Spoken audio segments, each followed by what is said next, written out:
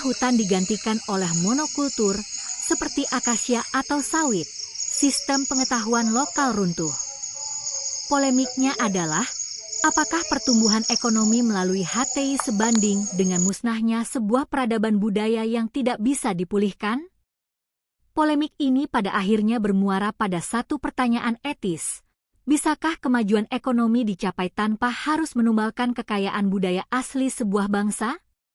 Sejauh ini, kebijakan yang ada lebih condong pada asimilasi, penggabungan ke budaya dominan, daripada proteksi terhadap keragaman budaya asli. Keberadaan suku Sakai saat ini berada di persimpangan jalan yang sempit. Terkikisnya ruang hidup bukanlah akibat dari satu faktor tunggal, melainkan hasil dari tekanan struktural dan perubahan ruang hidup yang saling mengunci.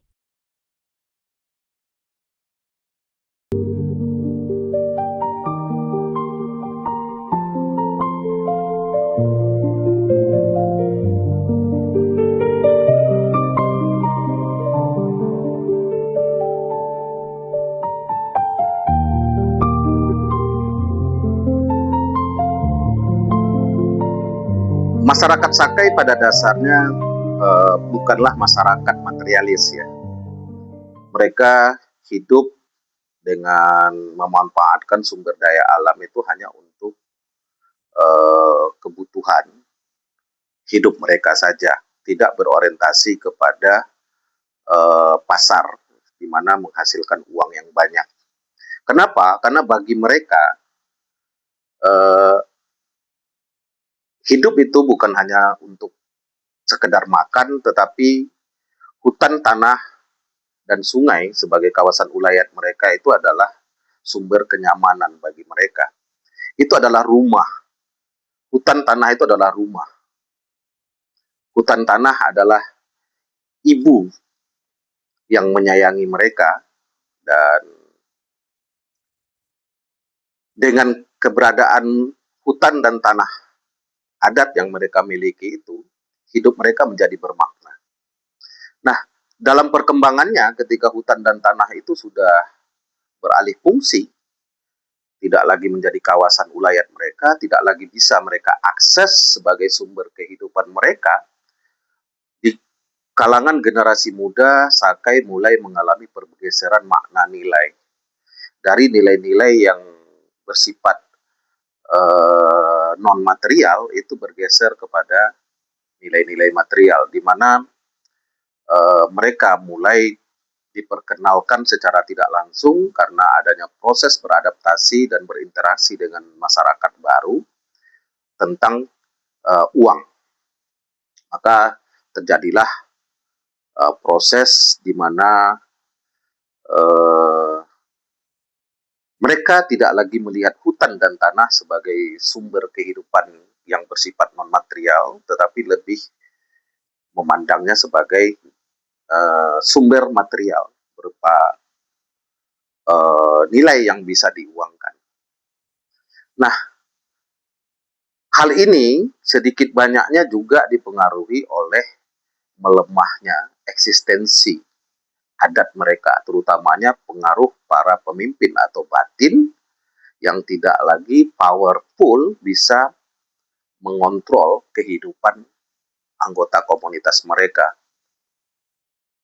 Pemimpin adat tinggal hanya sebagai pemimpin informal, sementara pemimpin baru seperti pemerintahan desa itu menjadi pemimpin formal yang memiliki legalisasi terhadap proses transaksi seperti jual beli lahan.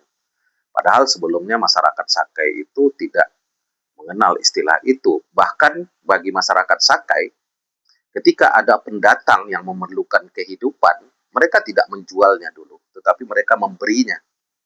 Bahkan berbagi dengan mereka tanpa berbicara tentang uang.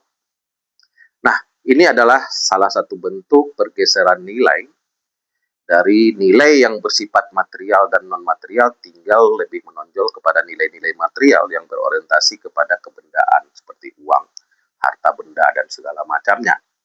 Tetapi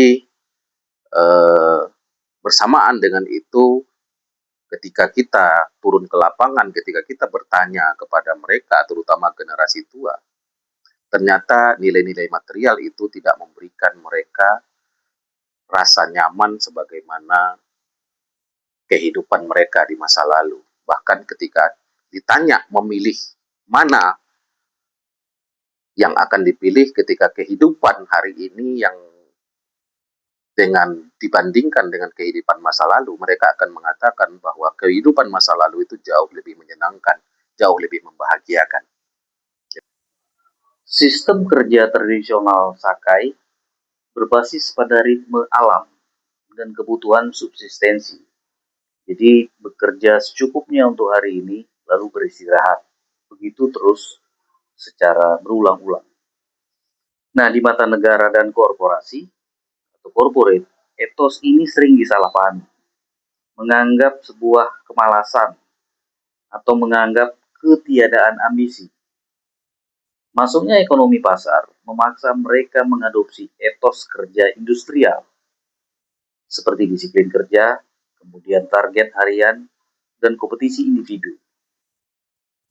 Sementara generasi muda Sakai yang tidak terdidik atau berinteraksi secara intens dengan masyarakat pendatang, mulai meninggalkan sektor-sektor agraris tradisional dan memilih pekerjaan sektor informal perkotaan dengan menjadi buruh industri demi mengejar stabilitas pendapatan rutin.